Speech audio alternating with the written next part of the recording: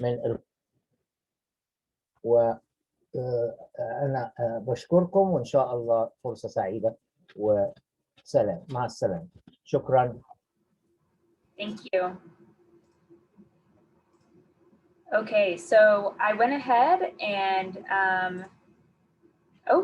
I tried to activate the interpretation, but all of the names canceled out. So we're just gonna, you're gonna have to just give me a second to start that back up.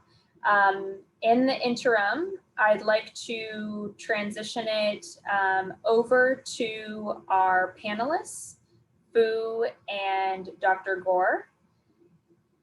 Fu and Dr. Gore, if you could turn on your videos. Great. Awesome. And we're really excited to talk to you all today about the vaccine ambassador training. And here I'm going to pass it over to Fu to get us started, talk a little bit about the agenda. And interpreters, I will set you up in just a moment. So just give me a little bit of just a moment. Hello, everybody. Welcome to the vaccine ambassadors training. Let me share my screen. Oh, Liz, can you allow me to share the screen, please?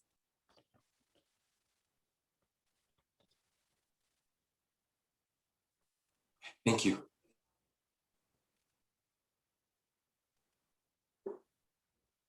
Okay. All right. Okay, well, welcome everybody to the Building COVID-19 Vaccine Confidence, helping people make informed choices. So I'm a senior public health nurse with Sacramento County, and we are here. We also have Dr. Zoe Gore from Kaiser Permanente. She's a pediatrician and assistant physician, assistant in chief. Okay. All right, so welcome everybody. So here's the agenda. Welcome. We're going to do a COVID-19 overview, available vaccines. We'll talk about concerns and facts, frequently asked questions, and your role as an influencer, ambassador, and the next steps. Okay, so the purpose today was we're going to learn COVID-19 disease, vaccine, the distribution, how to get it, and also the way to communicate the information. You'll gain knowledge from today's event and the skills, and provide this information to help people make informed decisions and have them in action steps. You'll learn to have conversations that matter around COVID-19 and how you can tailor your words to the community. We are hoping to, we are planning to change the conversation around the vaccine to one of choice. So we are, as the title of the presentation, we are helping our communities gain confidence in their vaccine choice. We're going to learn all these facts today and the talking tools, and we are going to equip you with everything that you have that is presented here today, and along with the resources, and you will become a vaccine influencer. Okay, so you matter because you will help improve vaccine acceptance and decrease vaccine hesitancy. I'll talk a little bit later about being a trusted community member, but if we all help out, we can finally reach a herd community.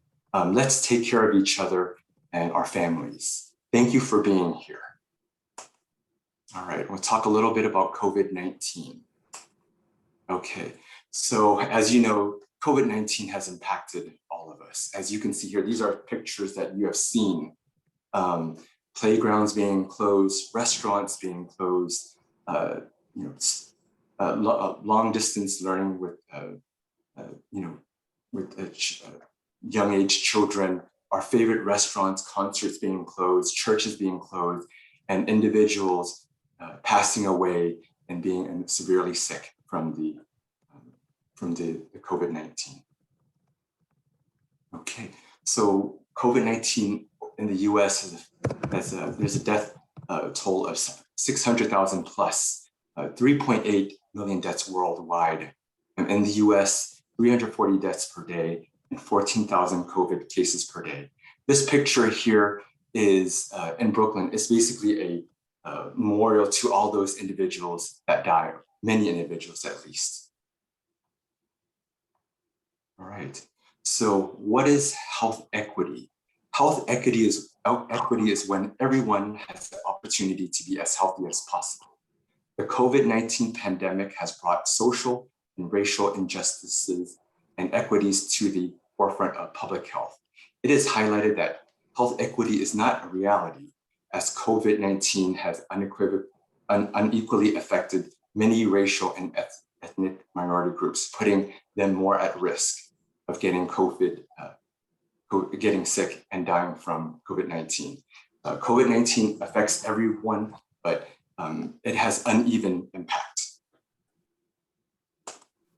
Okay, so as you know, so with discrimination, it affects us, the communities in many ways: healthcare, housing, education.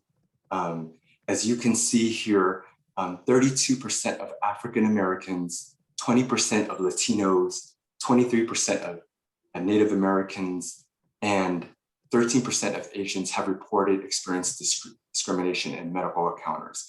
This contributes to poor health outcomes. And so these groups, they face barriers such as lack of insurance, transportation, childcare, ability to take off work. When there is a cultural difference between the provider and the patient, it can cause for healthcare that is not at the best, and especially if there's a language barrier.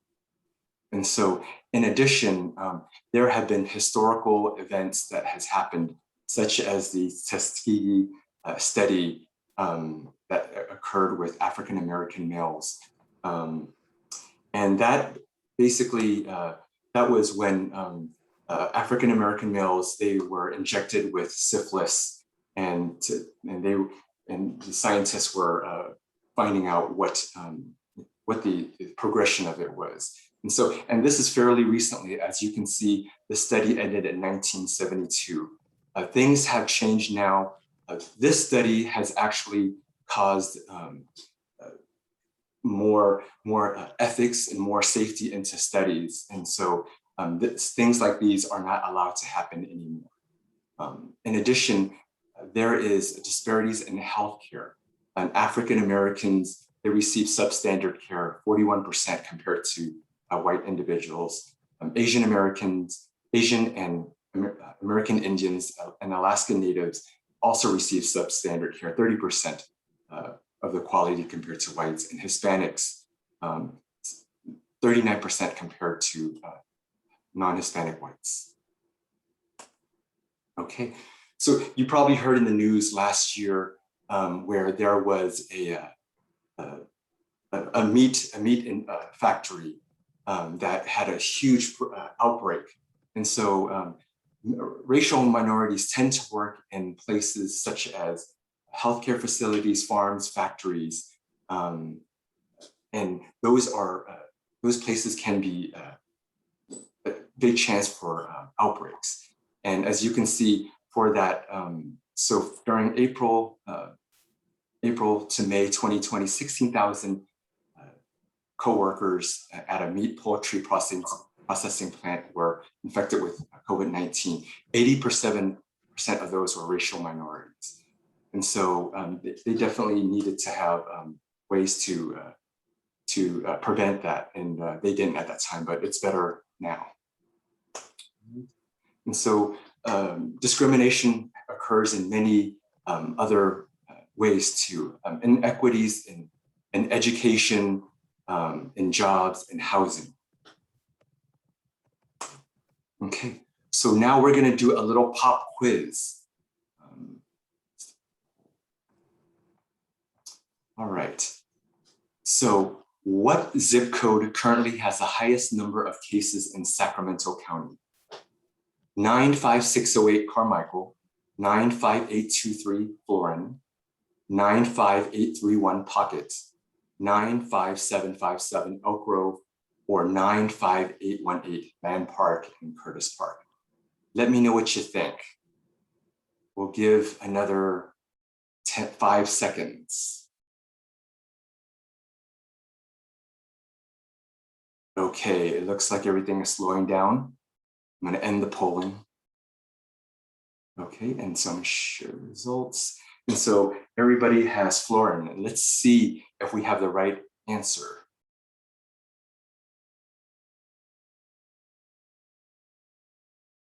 All right, as you can see here, this is a map of Sacramento County, and the darker by zip code, the darker the color, the more cases. As you can see here, 95823 is the Florin area. And this map doesn't show it, but the most current map, where it's the most current cases in the last 30 days, Florin is the actual highest COVID positive cases.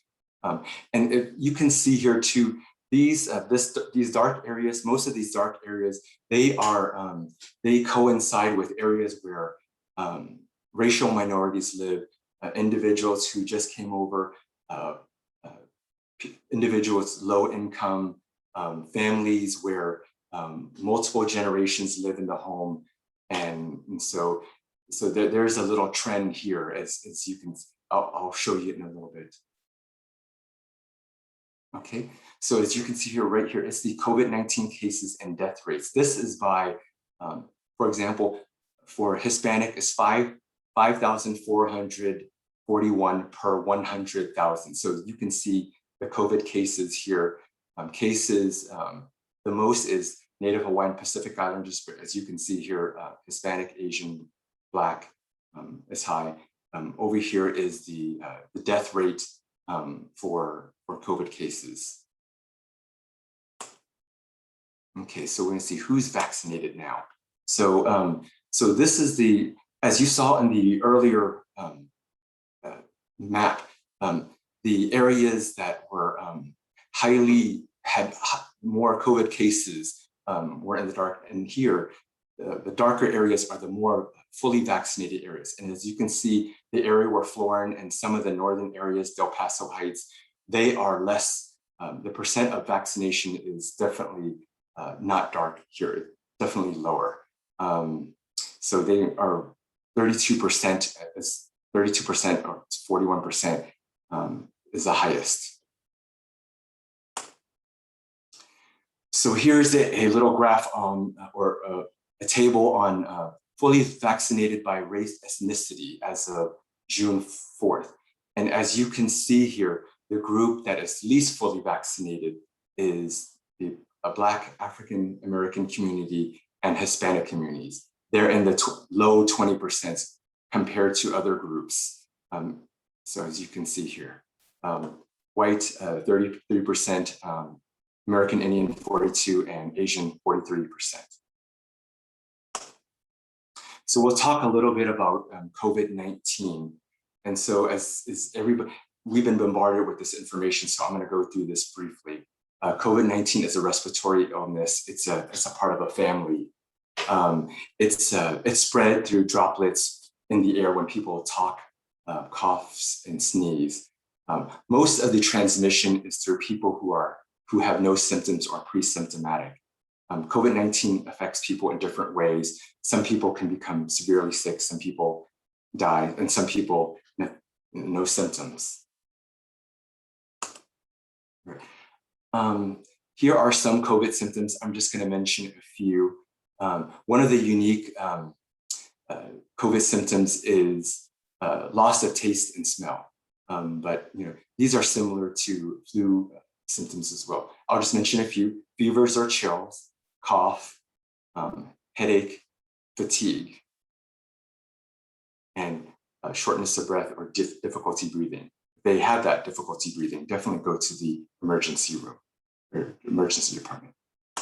Okay, so like I said, you can be infected without having any symptoms, and you can infect your whole family or everyone around you.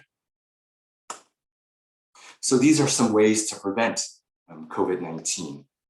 Wearing a mask, definitely. Social distancing, spending time outdoors, because the air particles, they kind of dissipate. Increased ventilation if you have to stay in the home.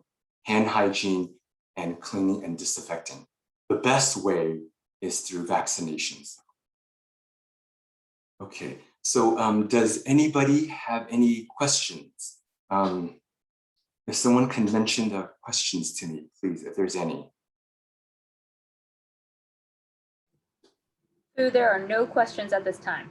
Okay, thank you. All right, so we will move on. So the next presenter is going to be Dr. Zoe Gore. Dr. Zoe Gore, please. Hi. Good evening or afternoon.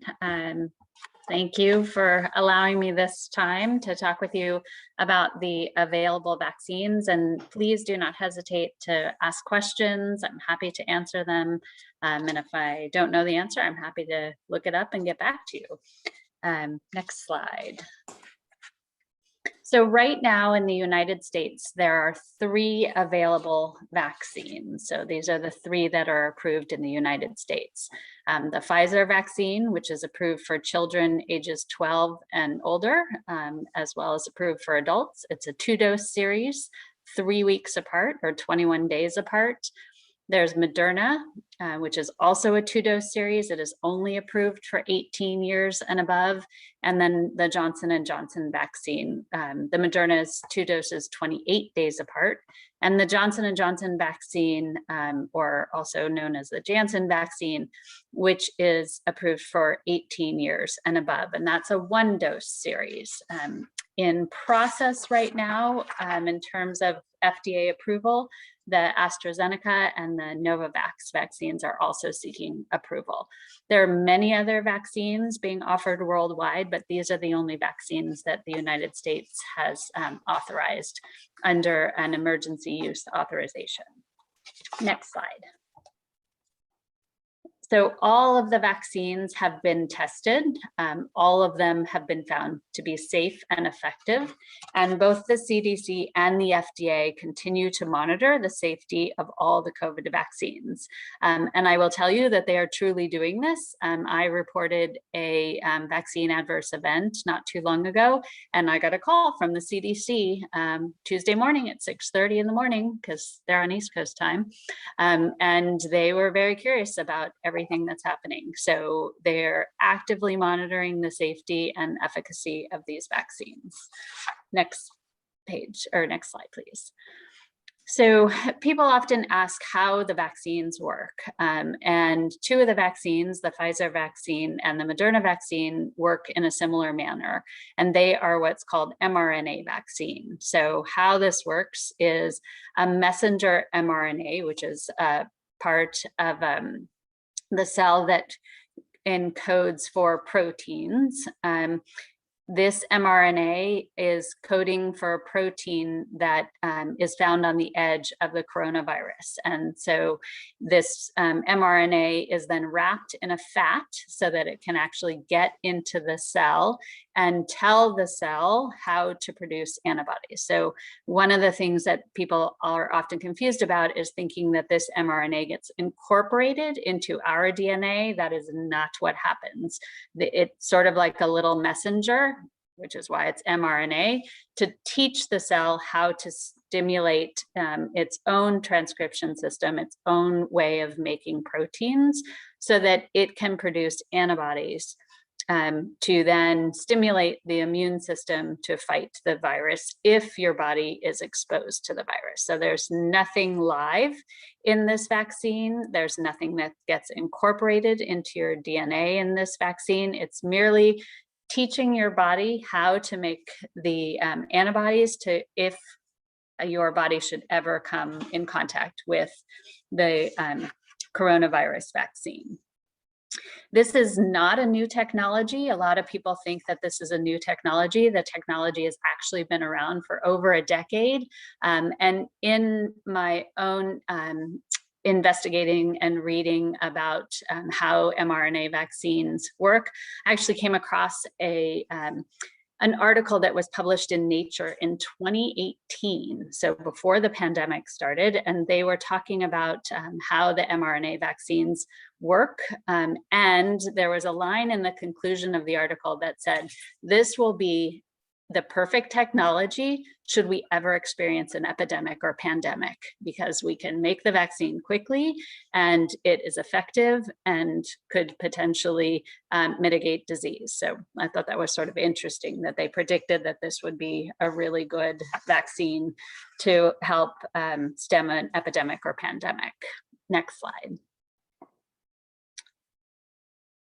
So the other vaccine that's available, the J&J vaccine or the Johnson & Johnson vaccine, this vaccine also teaches your body how to make an antibody to proteins on the surface of the coronavirus, but this one does it by incorporating the DNA of the virus. And so what they do is they cut out a piece of the DNA and they incorporate it into the DNA of an inactivated virus, the adenovirus, and they send it into the body that way, so that normally when you're infected with a virus, the body encapsulates it within your cell and then propagates antibody production. And this one works just like using a virus, except this virus is an inactivated virus, so it's nothing that causes disease. And they've spliced in a portion of the coronavirus so that the body understands how to make proteins against the coronavirus. And again, it's against the spike protein. Next slide. So the Johnson & Johnson vaccine is also available. There was a temporary pause after reports of blood clots. They were sort of an interesting type of blood clot because they don't respond and they're actually stimulated by things that normally break up blood clots. There were 15 reports of people developing this sort of rare blood clot out of 6.8 million doses administered. So that's roughly 2 cases in a million. It seemed to happen more in younger women, so women under 50. And so the CDC has recommended that women, especially under 50, are aware of this rare but increased risk with this vaccine. If someone is experiencing shortness of breath, persistent abdominal pain, severe headaches, easy bruising, chest pain, leg swelling, or tiny blood spots, so that those look like little red rashes under the skin that when you press on it, it doesn't change color, that you should seek medical attention and let them know that you got the Johnson & Johnson vaccine sometime in the past. Usually it's within the past few weeks. Also, if you've ever had this type of rare blood clot, which that would be a discussion with your doctor most likely, that this is probably not the vaccine for you. Next slide, please. So all 3 vaccines, the Pfizer, Moderna, and Johnson & Johnson vaccines have all had many participants. As you see here, the Pfizer vaccine had 43,000 participants in the United States. The Moderna had over 28,000. The Johnson & Johnson had over 40,000. And their vaccine trials were a little bit more worldwide in terms of the population that was included in the vaccine studies. The Pfizer vaccine was found to be 95% effective in preventing serious disease. The Moderna vaccine, 94%, and the Johnson & Johnson, 63% in terms of preventing all infection, but 85% in terms of severe or critical disease. So, and I think this is an important thing to remember in terms of what we're trying to do with these vaccines. The goal of these vaccines is to prevent serious illness, hospitalization, and death. So it is not to prevent all disease, and it's also not to prevent positivity. So there have been many cases at this point of folks who are exposed to someone who hasn't been vaccinated and has active disease, and when they get tested, they are positive, but they're asymptomatic. And so that is actually a success. It would be a failure of the vaccine if the person needed to be hospitalized or, God forbid, passed away from coronavirus. The vaccine efficacy was seen across all ages, and again, we're talking 12 and above for the Pfizer and 18 and above for Moderna and Johnson & Johnson, as well as across different races and ethnicities, and people of underlying medical conditions. Next slide, please. So this is the makeup of the volunteers that the different companies for this slide, it's the Pfizer and the Moderna. So as you see, the companies did try to recruit volunteers from historically marginalized populations, and did try to have a very diverse population to make sure that the vaccine was effective across all folks. And of course, there is still medical mistrust, as Fu mentioned, and so the companies did the best that they could to enroll a diverse population. Next slide, please. So as you see, every phase and every trial were reviewed by the FDA and a safety board. They all went through the same testing and the same review process as every other vaccine. They were found to help prevent COVID-19 and were effective in preventing hospitalization and death. There were no serious safety concerns in the clinical trials with any of the vaccines. All three vaccines produce antibody responses as well as memory T cells that provide lasting protection. Numerous studies were looked at effectiveness of all three vaccines against different variants and have been found to show high level of protection. And for the 2-dose vaccines, it is important to get both doses to ensure a full complement of immunity. I think one of the things that people also ask about is how quickly things went in terms of the trials and the phases. None of the steps were skipped, and one of the things that moved these the phases and the trials through quickly was actually funding and red tape. That the government funded the vaccine trials and other donors, and they removed a lot of the red tape. So normally when you are doing a vaccine trial or a medication trial, you go through a phase and then you have to report out your data, and then you have to apply to go to the next phase, and you have to apply for more funding. And so a lot of that piece of needing to reapply to go to the next phase, they streamlined that process and they prioritized that process. It didn't just wind up in a queue with every other medication that was applying. And so it was able to move through much more quickly. Next slide, please. So the immune response after a vaccine. So you will hear that people will say that they had side effects. Mild side effects can occur, and that means that your body is building protection. So when patients ask me about side effects, I will let them know that there are pain or redness in and a sore arm, which if you use a cold compress and move your arm, especially right after the vaccine, also relaxing your arm during the injection makes a huge difference. When I'm giving vaccine, I always tell people to relax, and then they will like me a lot better tomorrow because their arm won't hurt as much. But fever can also be a side effect, drinking plenty of fluids. You can feel fatigued. For me, after I got my second dose, 24 hours later, I felt like I needed a really good nap. And for me, that was a fantastic side effect to get because I never get to take a nap. But you can also have chills, headaches, joint pain or body aches. Some people have gotten a little bit of a rash. And most of them go away within a few days and respond to things like Tylenol or ibuprofen or rest. And all of the employers have been asked to allow folks to take time off if they are experiencing side effects. So don't feel like you can't get the vaccine because you can't miss work, because it is a protected time if you are experiencing side effects. And if you do experience side effects, then you can sort of feel reassured that the vaccine is working, and that's great. Next slide. Dr. Gore? Yeah. Hi, this is Liz. So just popping in really quick. We know that the Arabic interpretation is having some challenges. Okay. Ahmed, you've been taken out of the room. If you could head back into that room and unmute, and we apologize for the inconvenience. Hopefully that fixes the challenge. Yes, Liz, can you hear me now?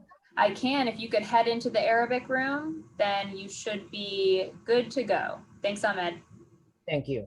And while we're still doing this, I've experienced my first pandemic at Zoom at home issue that my dog is ringing the bell wanting to go out. يستدعيني بالنداء.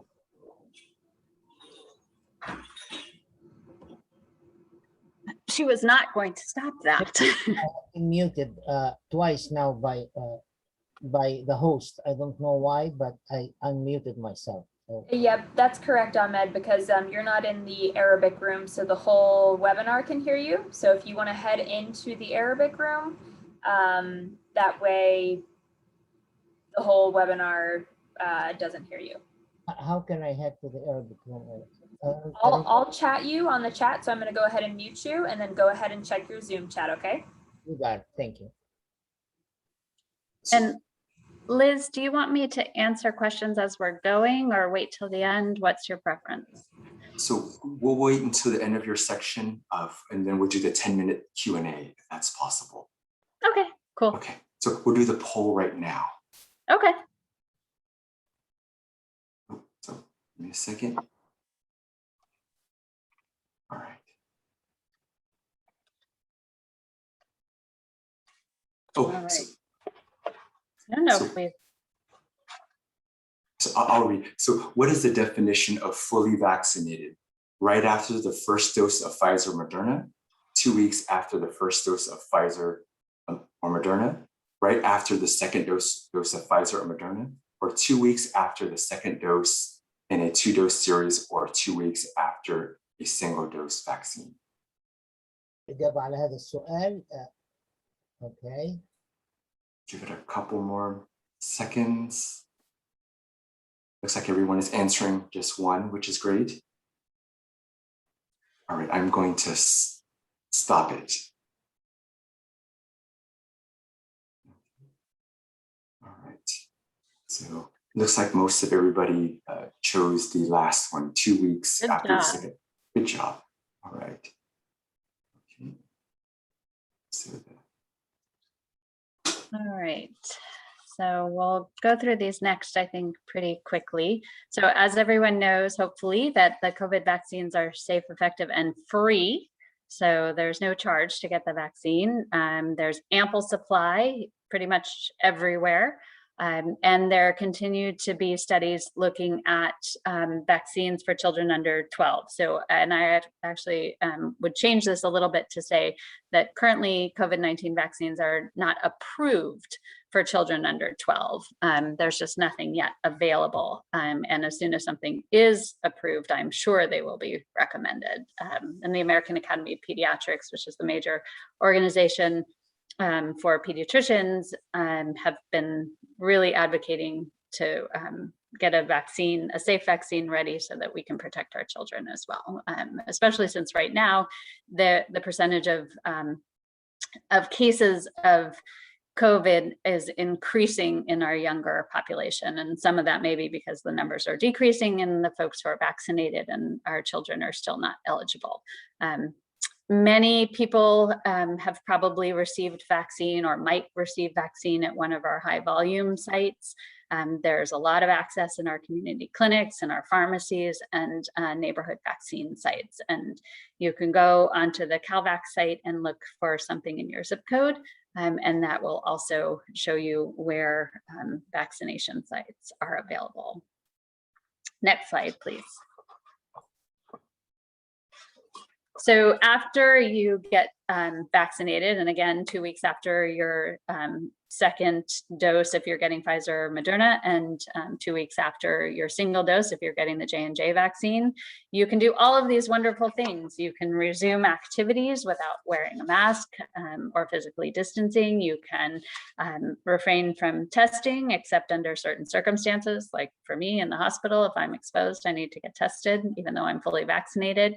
You can refrain from quarantining. You can refrain from routine screening if need be, if you're not, again, in certain situations. And travel, you can resume domestic travel and refrain from testing.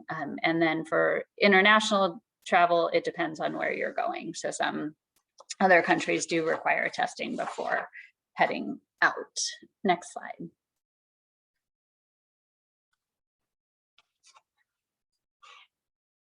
Or are we doing a quiz here?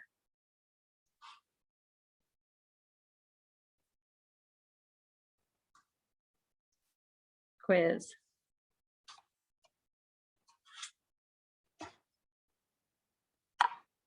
What activity is considered least safe for an unvaccinated person? Attended a crowded outdoor event like a live performance, parade, or a sports event? Attend a small indoor gathering of fully vaccinated and unvaccinated people from multiple households? Participate in an indoor high-intensity exercise class? Eat at an indoor restaurant? Or all the above? We'll give everybody a couple more seconds.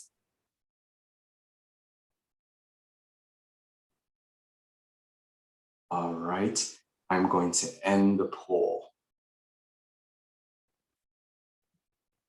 Okay, it looks like everybody, many people chose all the above. And we'll find out the answer pretty soon. All right, next slide.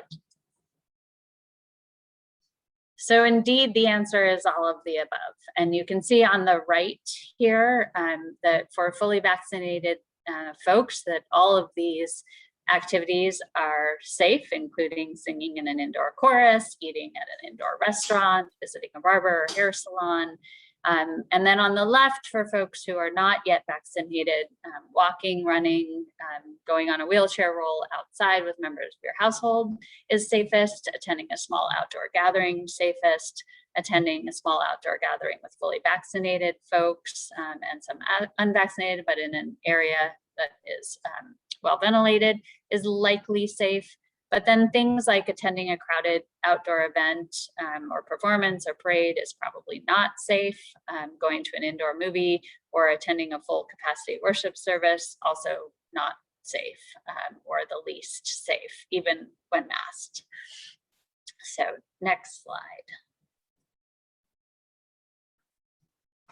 So what you should continue to do after being fully vaccinated is get tested if you're experiencing COVID-19 symptoms. And people who have a condition or who are taking medications that weaken the immune system should also discuss precautions around preventing COVID-19, should avoid public or private settings if you've tested positive, and follow guidance from your employer and also from the federal, state, local, tribal, or territorial law regulations.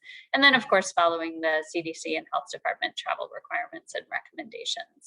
And still, even though June 15th, some of the masking recommendations changed in the state, still public transportation requires masking for all passengers.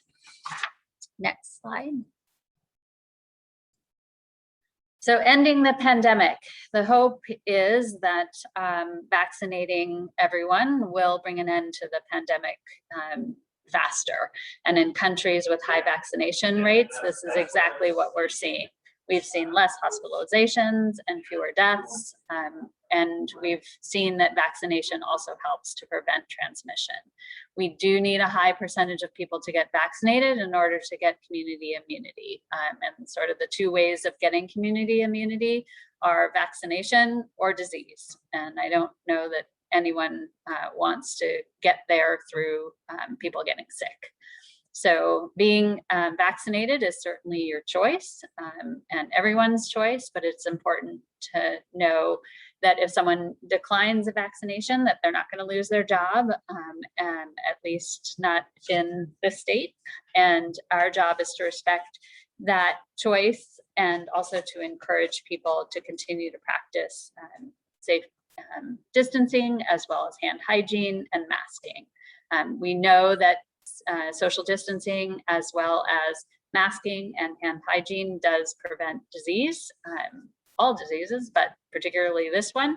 So that is another practice that can help to keep people safe. Next slide.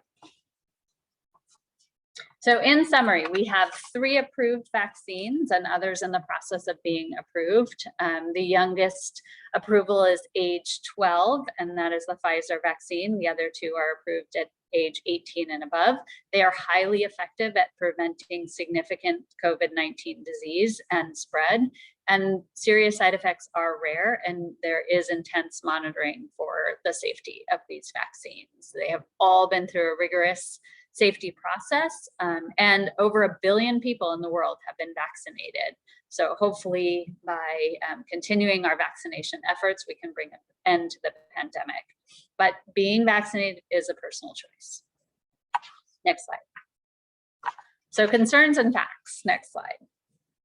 So belief that vaccines are not tested enough. I think we talked about that a little bit, and then the post-vaccine approval monitoring, that as more and more people are vaccinated and we are learning more and more about potential side effects, that the safety of these vaccines is even more evident. People can be worried about potential side effects. They can be afraid of getting COVID-19 from the vaccine, concerns about infertility, pregnancy, and breastfeeding, and worried about harmful ingredients in the vaccine. Next slide. So number 1, the vaccine was not tested enough. I think we talked about this a little bit, and that the mechanisms of action of these vaccines is not new. These are based on many, many years of work, and the steps were done quickly, but they were not skipped. They were not done in any less intensity than any other vaccine development or medication development for that matter. Next slide. So people are worried about potential side effects, and it's true that you might experience some side effects, but that they only last a short period of time, maybe 1 or 2 days, and that means that your body is building protection. If you don't experience side effects, that doesn't necessarily mean that you aren't protected. It just means that your body is reacting differently. And so I don't want you to worry that if you're one of the lucky folks that doesn't experience significant side effects or any side effects, that you wouldn't be protected. Next slide. And concern number 3, afraid of getting COVID-19 from the vaccine. So none of the vaccines include any live viruses, and there's nothing in the vaccine that can give you COVID or make you sick with COVID illness. The vaccine is designed to protect you from getting COVID by teaching your body how to make the proteins, but it isn't actually giving you any portion of the disease. So that's how we can be successful, is just teaching our body how to protect us from the disease if we are exposed. Next slide. Number 4, so vaccine and fertility. So there's a lot of social media out there that is spreading a lot of misinformation, not surprising. These claims are untrue, and these claims have been reported by experts, reviewed by experts who study fertility, and there is no data to support this. It's actually sort of interesting if you search into where this myth came from. There was a lab scientist in Germany in December who thought that the protein looked similar to a uterine protein, so to a protein found on the uterus, and thought, well, maybe if they look sort of similar, maybe it would affect it. And this is not the case. There's been no data to support this. The proteins do not look similar, and many people during the trials got pregnant, whether they were trying to or not. And so fertility has not been an issue. And for the millions of folks who've been getting the vaccine, they're still getting pregnant. And I will tell you, I work in a hospital that has a very large labor and delivery service, and it doesn't seem to be affecting anyone. We are quite busy this summer. It also does not affect pregnancy, and the American College of Obstetrician and Gynecologists are in support of pregnant women and breastfeeding women getting the vaccine, or at least being offered the vaccine. Sorry, dog again. And then the vaccination is being offered to women at all stages of pre or pregnant or breastfeeding. Next slide. So in terms of breastfeeding, I just mentioned this a little bit. There's no safety concerns, and in fact, if mom has immunity, whether it's through wild disease, through actually getting COVID, or through the vaccine, it actually can help the baby, and antibodies are transferred passively through the breast milk to protect the baby. So women who are nursing should consider getting vaccinated if they're eligible. Next slide. So harmful ingredients. We talked about this a little bit. There's no live virus in the vaccine. The ingredient list for the vaccine does not list any toxic ingredients. And in fact, it doesn't list any, there aren't any preservatives in it. So one of the things that you may have heard about is how difficult it is to store these vaccines, in particular the Kaiser vaccine, because there's no preservative in it. So many vaccines for adults have preservatives so that they can sit in the refrigerator for a long time and not go bad and be available when people need them. But for this, there's no preservative. So there's very few ingredients in any of these vaccines. The leading vaccines have been tested for several months in thousands of people without issue. And this data, even though this slide was prepared not too long ago, unfortunately is out of date now because we're over 600,000 Americans and 3.8 million people worldwide. So certainly everything that we can do to prevent death. One of the statistics I heard not too long ago, which is particularly unfortunate, is that 43,000 children in the United States have lost a parent due to COVID-19, and how tragic that is, that we have 43,000 children who will not get to grow up with their parents. And I think that is the end of my presentation. We'll do questions and answers. Okay. So let's read some questions. Okay, so Dr. Gore, what about those who are fully vaccinated? What is their chances of getting COVID-19 now? So the chances of getting significant illness, depending on which vaccine you get, is roughly 5% for the mRNA vaccine and just under 15% for the Johnson & Johnson vaccine. Your chances of getting asymptomatic disease, I don't know that we have specific data on that because people aren't getting tested regularly, and that wasn't how the vaccine trial was designed. Can a person contract the virus after being fully vaccinated? Yes. So, yeah. But hopefully it's asymptomatic. I'm glad I'm not the only one. Sorry about that. So that's what you get from working at home. Why do you think that many people do not want to be vaccinated? So I think, unfortunately, that when there's information or there's misinformation out there, it's hard to do something active when you have in the back of your mind that there may be a problem. And I think there's actually a great book that's out recently called Noise that talks about this phenomenon, that that people would rather something happen by accident then take a chance, even though they know that, for example, getting in the car puts you at risk of having a car accident. But they have different sort of risk tolerances.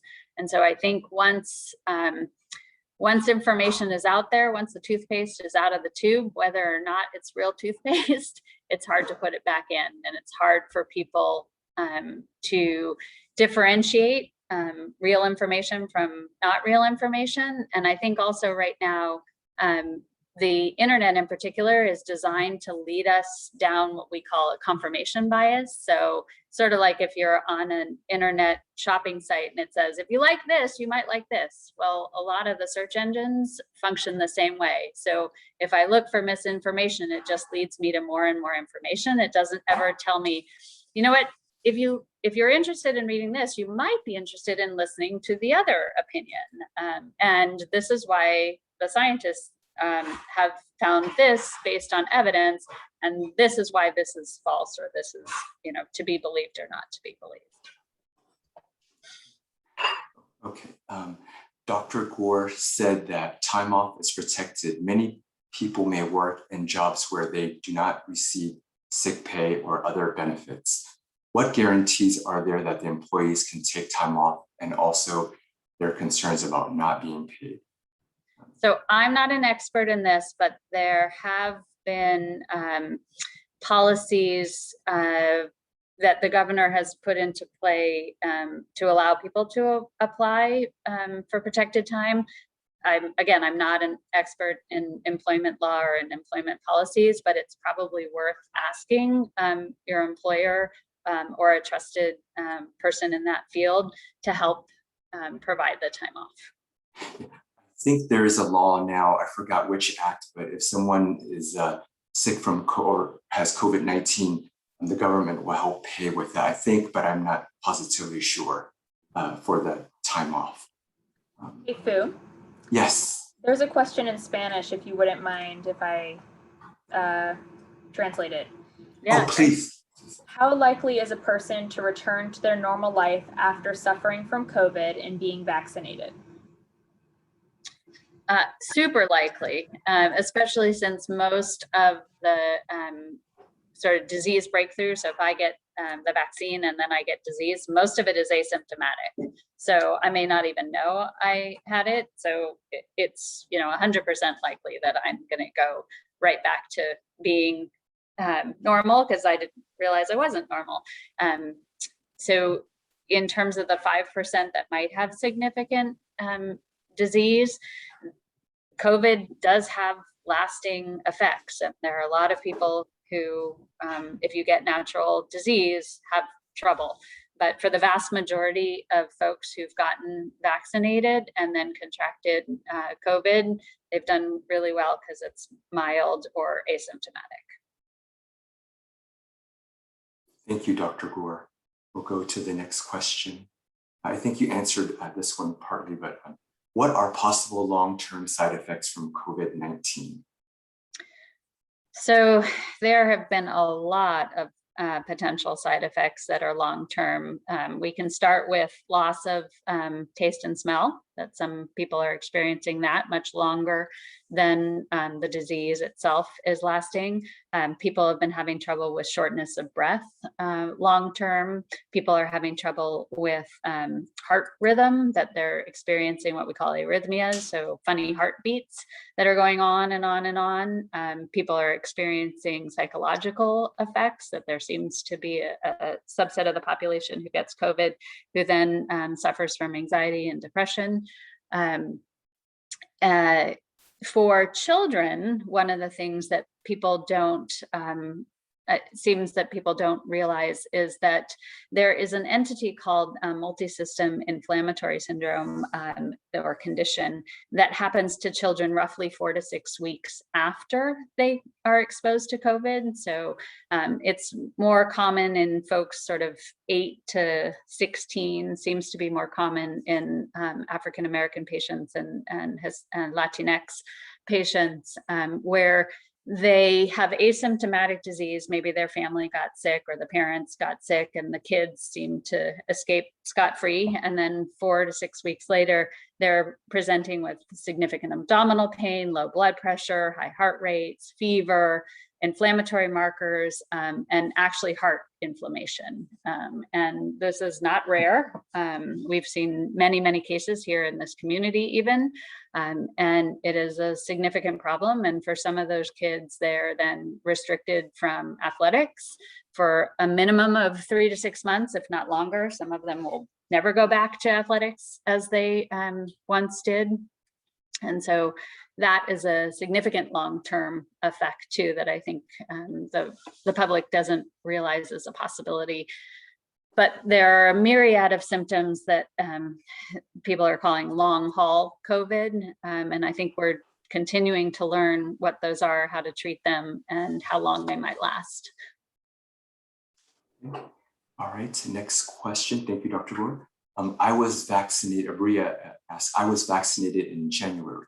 Do we know when it is recommended to get a booster? Is that even recommended? So right now it's not recommended. We're still trying to figure that out. On Tuesday, I was talking to a couple of our infectious disease specialists, and they weren't positive it was going to need to happen at all. They were more optimistic that we would not need a booster, but I think time will tell. We're still monitoring the folks in the original phases. And I know a lot of folks are continuing to get their antibodies checked and things like that, which doesn't necessarily mean you're fully protected. But I don't think we know yet. Okay.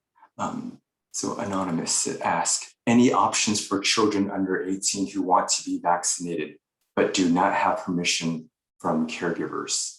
Not yet. Not yet. The only vaccines that are available to children without the permission of their parents is the HPV vaccine, which is a to prevent sexually acquired virus. So not yet. If you are fully vaccinated and get the virus asymptomatic, can you spread the virus? So again, in talking with our infectious disease specialists, they think that it is less likely that will happen. I don't know that there's any definitive, you absolutely cannot. I think we're still asking people to social distance, mask, and stay at home if you know that you're positive, symptomatic, or otherwise. But the theory is that you will not transmit it to the same degree, that the particles available for transmission are far lower when they've done swabbing studies and analysis, or far fewer, I should say.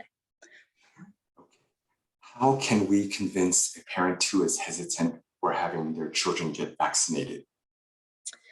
So I think that talking with people about their concerns and empathizing with the difficulty of this decision, and also being a partner that, when I talk to parents about this vaccine or any other vaccine, I identify with that they're trying to make the best decision for their child and their family, and that they really want to protect their child, and that the best way to do that is to vaccinate them at this point, that the risk benefit of getting the vaccine versus not getting the vaccine is higher. But I would advise you, when talking to folks who are hesitant, to really listen and understand what is causing the hesitancy, and make sure that you are answering the question that they're asking. And for physicians, we often go, well, here's the data, and start giving people a whole bunch of data when that may not be the information they're looking for. And I think it's important to meet people where they are and empathize and identify with the fact that they really are trying to make the best decision for their children, and they want to protect them, and that it is really hard as a parent to think that you're doing something active to create risk versus sort of passively hoping that the accident won't happen, that the virus won't get to your child. We will talk more about this later in the presentation as well. Okay. So we have just a couple more minutes, and then we may be able to do more questions at the end. Just a couple more for right now. Most vaccines take years to develop. How were we able to develop and give emergency approval for the COVID-19 vaccines we are administering now in such a short amount of time? So some of it is that it was, we were building on technology that already existed. So, trying to develop a new technology didn't need to happen because we were already utilizing technology and knowledge that was already there. The other thing, as we discussed a little bit before, was that the funding and the red tape aspect of it was removed so that we could be involved in every step quickly, because once you got through one phase, you didn't have to apply for more funding and hope that you get it. You also didn't have to enter the generic queue to wait to see if the FDA would approve it. That it was really fast tracked in terms of the red tape and the funding, but that each phase of the trial still had the same number of folks participate. It had the same rigorousness in terms of scientific attention, and it still had the same level of monitoring. And one could argue it may have even had more scrutiny because of the concern about vaccine hesitancy, about how politicized this pandemic has been and how to approach it. And really the FDA and the CDC wanted to make sure that things were done right. And but the red tape and the funding piece is huge when you're talking about vaccine and or medication development. So thank you. So last question before we continue. I heard there are variants of COVID-19. If so, how dangerous are they? So it depends on the variant. Some of them seem to be more contagious and more virulent. The Delta variant, certainly, and then the variant that was seen in Brazil seemed to be more difficult for children. I don't think we know yet. We do have preliminary data that the vaccines are effective against these variants, so that's at least positive. But remains to be seen about both virulence and transmissibility of some of the newer defined variants. Thank you, Doctor. So we're going to go on, and then we will finish the rest of the questions at the end, so we can make sure that we finish the presentation. Thank you, Dr. Orr. Okay, all right. Okay, so here's my section of COVID-19 vaccine frequently asked questions. Okay. All right. So as Dr. Gore had mentioned before, there is no cost for the vaccine. If you have insurance, the administration fee will be paid. But if you do not have the insurance, the fee can be paid by the Provider Relief Fund. Another frequently asked question is, how long will it take for the COVID vaccine to protect me against COVID-19? That was one of the past questions. The quiz questions is 2 weeks after the last and final dose. Okay, and so pop quiz, the last one.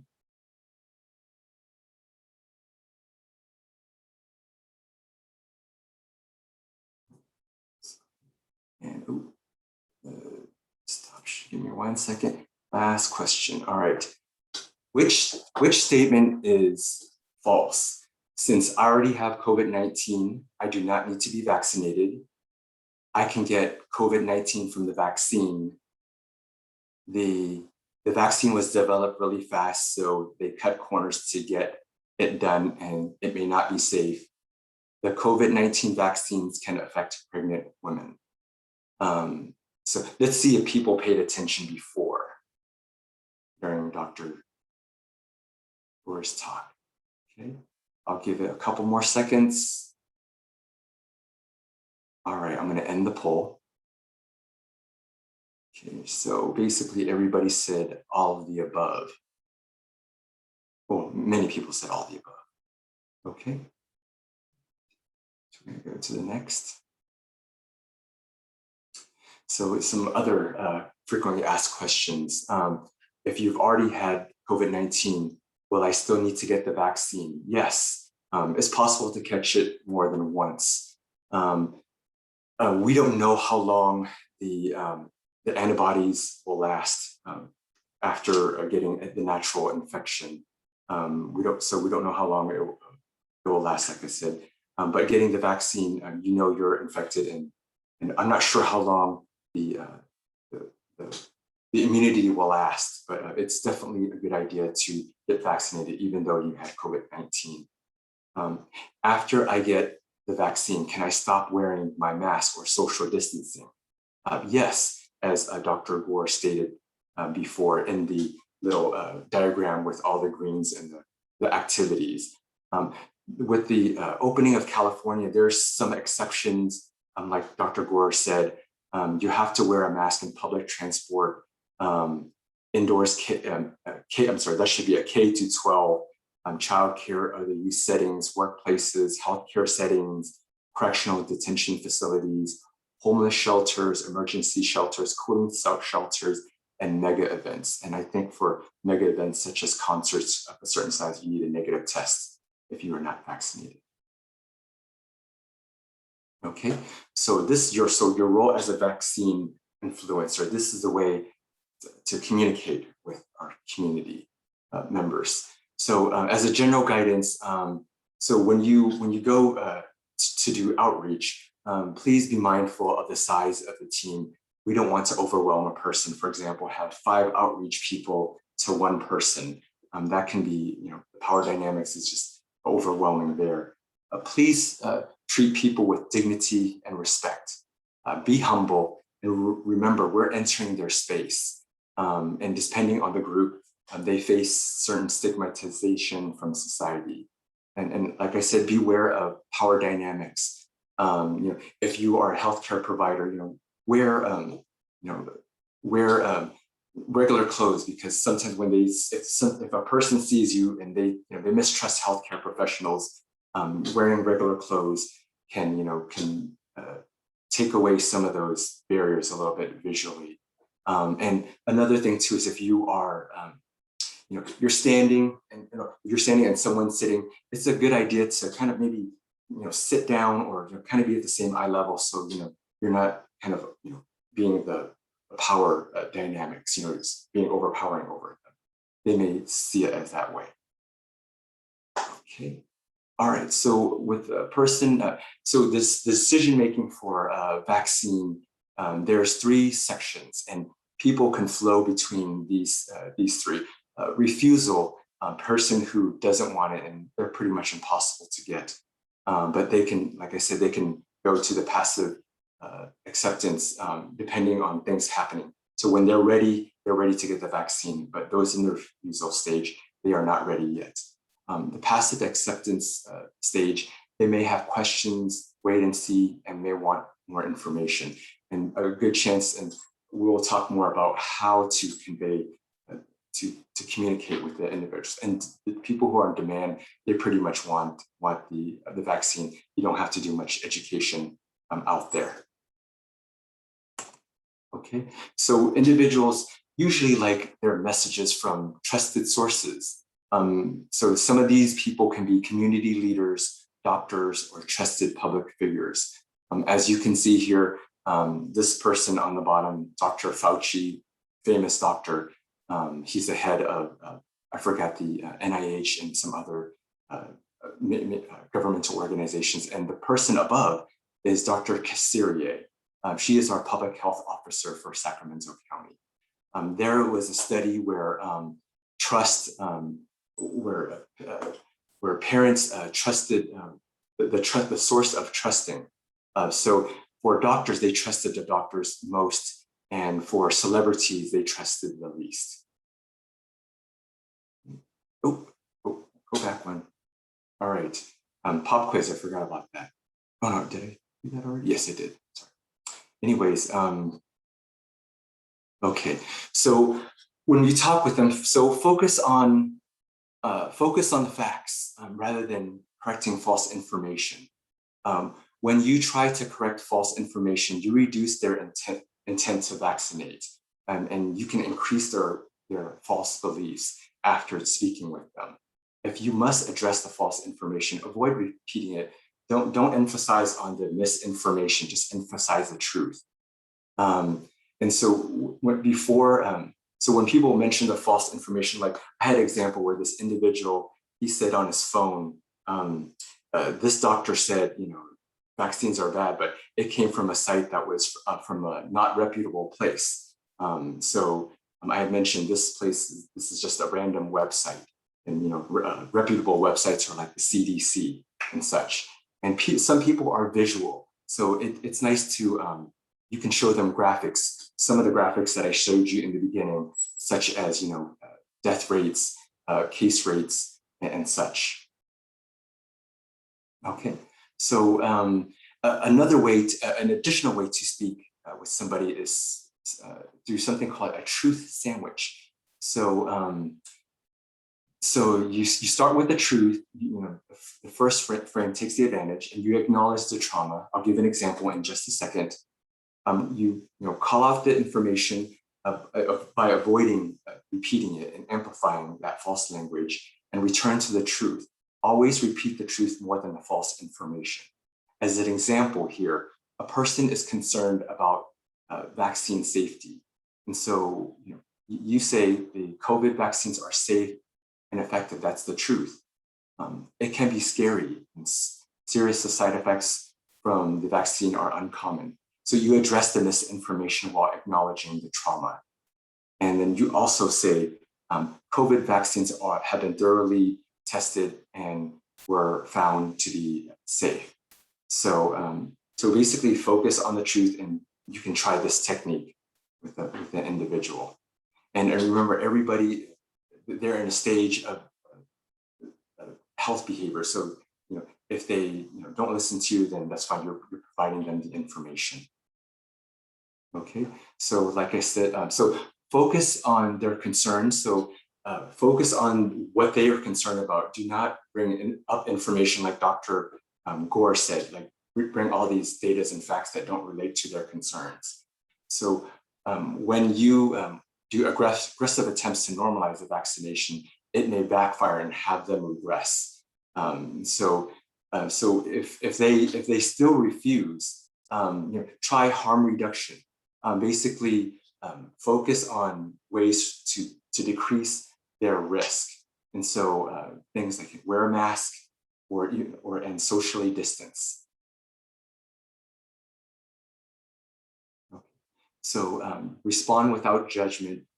So many people are inundated with messages. As an influencer, help them weed through the messages and figure out help them figure out what's true and what is false.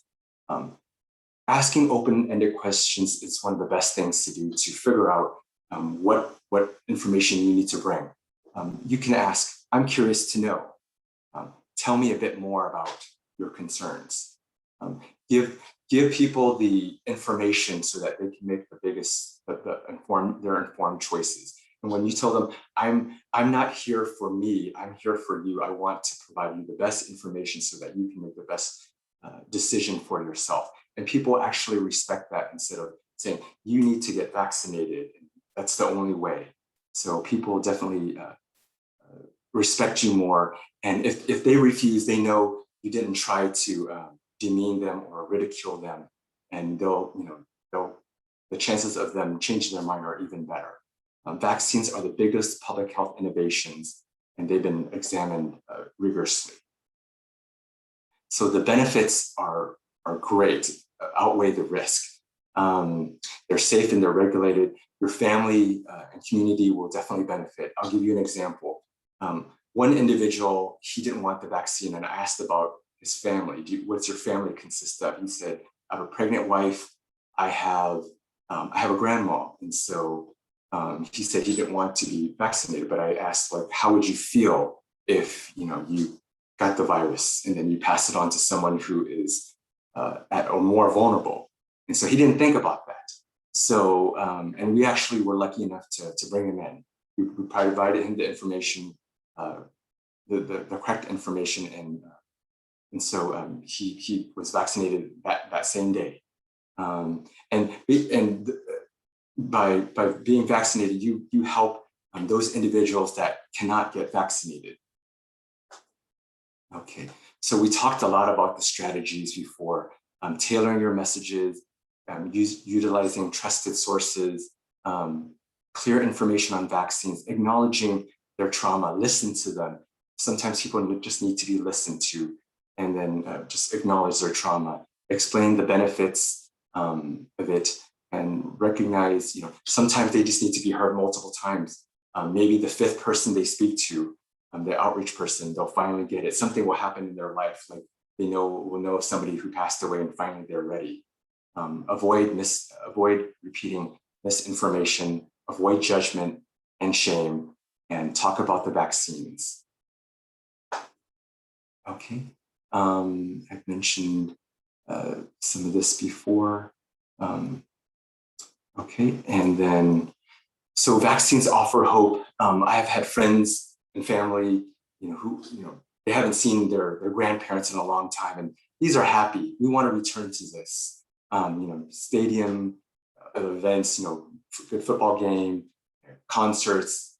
We want to return back to normal if possible. Okay, so we've talked about a lot of this before. Vaccines offer, vaccines can help us return to normal. All the vaccines prevent severe COVID, and they're safe and regulated. They've been examined. They'll benefit you and your family, and it'll help those who can't get the vaccine. And so if you are able to convince somebody, here are some of the websites to show individuals. So these will be in your resource pack that you get. Sacramento County, My Turn, Kaiser Permanente. All right, so the next step, please, so we'll have these recordings and the slides and resources, and we're planning to have follow-up training. If somebody can put the link to receive the slides for the slides and resources in the future trainings up. And we have maybe 5 more minutes left. We can finish the questions. So does anybody actually have questions for me? Or let's do this first. So do you think vaccine will eventually be required? Dr. Gore. I don't think so. It is certainly not while it's under emergency use authorization. When it has full FDA approval, it may be required in some settings. So healthcare settings, colleges and universities, maybe school settings, if it is approved for young enough children, but I can't imagine that it will be required for all adults. Thank you. All right, from Kaylee. Does emergency approval of a vaccine change the requirements for use versus regular approval process?